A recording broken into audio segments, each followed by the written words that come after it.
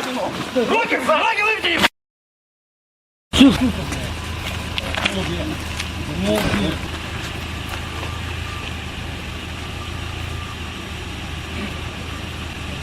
В сторону.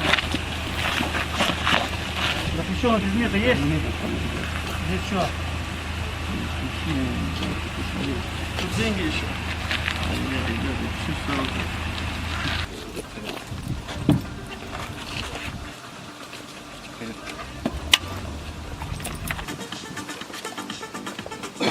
Дай. Понятые, смотрите, пистолет.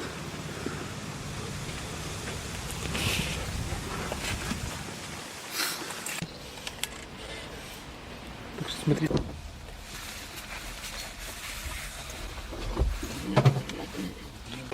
Вы понимаете, я так понимаю, для курения для шифра, скорее всего. Да.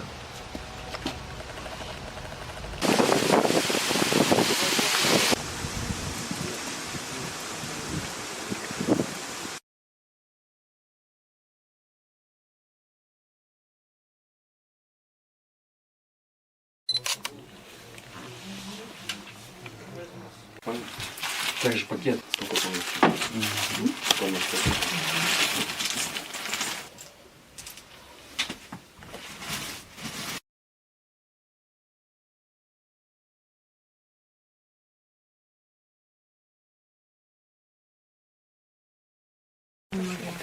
Конечно, почему?